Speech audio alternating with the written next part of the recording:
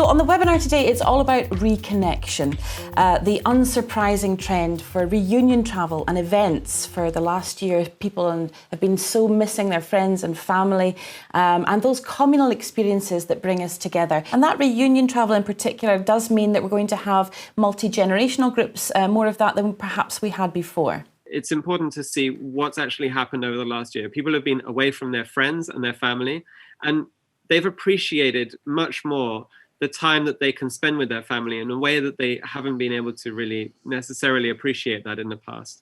And that means that when we can start to travel, which is increasingly, we're getting more and more freedom, that people are actually now going to be seeking to have more quality time with those that are closest to them, because for many of them, they'll be reconnecting after months and months, maybe even a year of not being able to see each other face to face. And that means that from a business point of view, we need to be sensitive to that, understanding of that, and to think about how the product, the experience that we offer, and the convenience of bringing that forward to the customer might have to adapt and change in order to cater to the needs of those groups. When we talk about multi-generational families, well, it's exactly that. So it's not a millennial or a Gen Z traveler, and it's not a baby boomer. It's somewhere a mix between everybody, and their needs will be different. I think it's important to consider all of these different factors, and also consider the behavioral changes that we as a society have become used to now. So things like much stronger digital proficiency, an expectation now to book and to reserve online, much less whimsical last minute or impromptu decisions.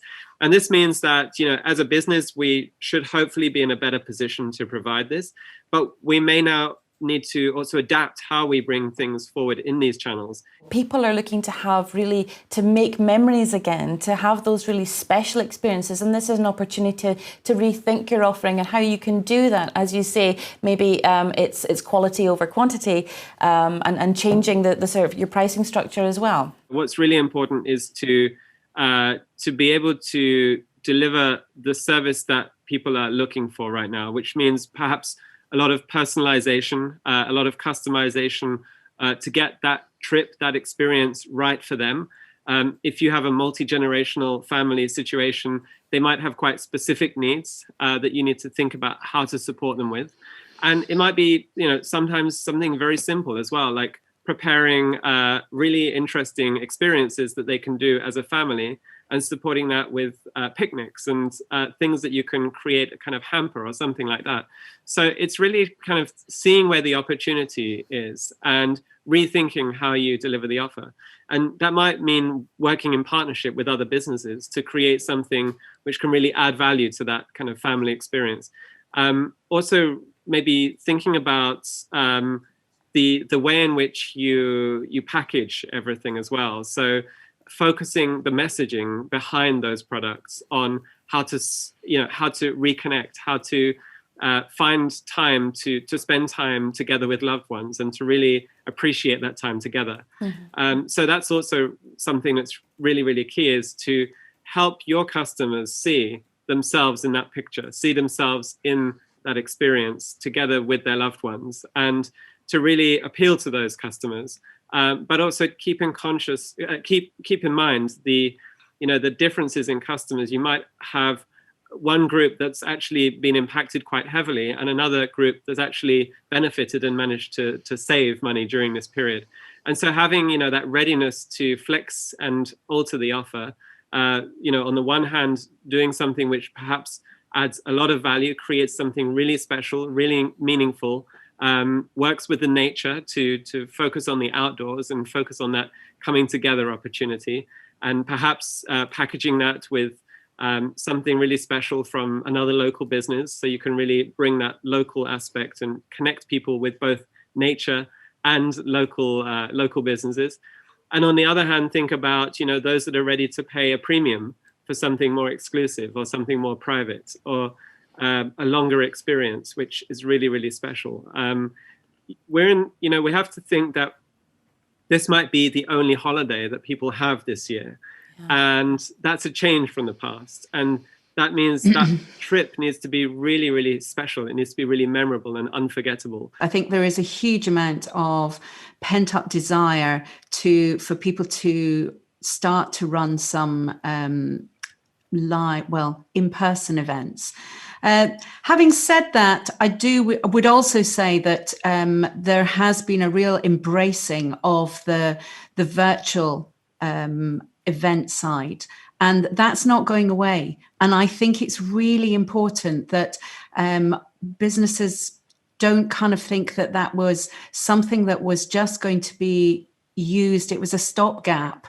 I think we've moved now completely, and I think as there's a lot of similarities in what Nick was saying with regards to how we start to look at events, and we need to, as we always had to, you have to start with looking at what's the purpose of your event? Why are you doing it? What's the reason for it? What do you want out of it? What are the outcomes? And then, as importantly, who is your audience? And this idea that when we come into events, coming back to more in-person events, they will be probably smaller groups.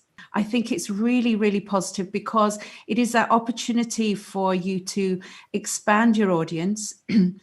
Going back to, again, what Nick was saying about particularly your international audiences, or just audiences perhaps who are a bit further afield, who might not be able to come in person at the moment or feel confident to come in person, but it does allow you to still bring them on board into an event and to showcase some of your locations, your venues. The big thing, I think, for our sector in events is very much collaboration.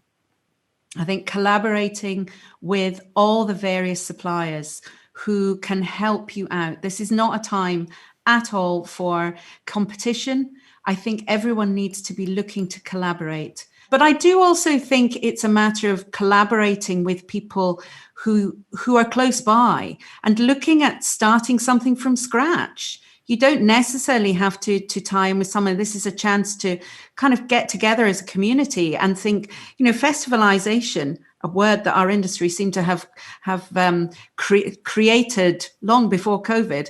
But festivalization was becoming a big thing in events, where people want that opportunity to pick and choose what they're doing. They don't necessarily want to go to an event and be told that this is the program and they're going to have to just listen to somebody for hours and hours, and this is one program, that's the only thing.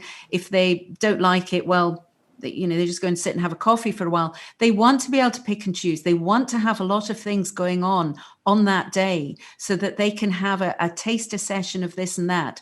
And that's a chance for us to do that. If you're in a small area, you can get together with different venues and different suppliers, and it becomes a bit like a walk around event. People can go from one area to another to get involved. And that's when it also makes things more flexible. Should something happen, goodness hopes that we don't have anything where we go backwards with COVID. But if you're taking all the risk yourself as a venue or an event manager or whatever else, then you start to get very nervous that these things might happen. But if everybody's in on this, it makes you much more flexible. There's also destinations which perhaps haven't been able to really see the success of the events industry in quite the same way or scale, such as island communities. And that's a really interesting opportunity for them. Can they now compete on that wedding business in a way that they couldn't before? Because there's no longer the logistical hurdle of, well, it would be nice to get married on this island, but actually we're never going to get all of our guests there. It's impossible. Well, now perhaps you can combine a wedding with a honeymoon all in one and create a very small, intimate local wedding, supported with an incredible digital experience, that you design the digital experience. You don't just go on Zoom and press record or press start, but you actually work with another partner to design an incredible digital experience. So it's not a compromise. It's not, it's not a compromise, and it's not something which is second best. It's actually the intended experience. And this is how, for those families which are spread around the world especially, this is how they can join that really, really special day, that special moment. That idea of embracing change, innovation, digital, collaboration and partnership, those are really, really key elements that perhaps weren't necessary before, but are necessary now. And of course, the global pandemic is catastrophic, but these are the skill sets. These are broader skill sets than skill sets to survive a pandemic. These are skill sets to survive change. And if you look at 10 years of digital, 10 years of disruption, many people have lost out to digitalization, lost out to disruption. And they might blame the platforms, they might blame the technology, but ultimately they haven't been able to see what's happening, change their business and move with those changes quickly enough to stay relevant and to stay relevant for their customers whose behavior and interest starts to change. Well, this is now much more dramatic than anything that digital did in the last 10 years because it's so instant. And we have to be ready to have that flexibility, have that creativity, and have that openness to changing the way we do things and accept that there's going to be risk, there's going to be failure, but that's a lot better to take the risk and the failure and possibly really succeed than just sit and watch our industry change and perhaps not recover in the way that we hope to. And that constant talk about when we go back, when things return to normal, maybe that will happen, but we can't rely on that happening.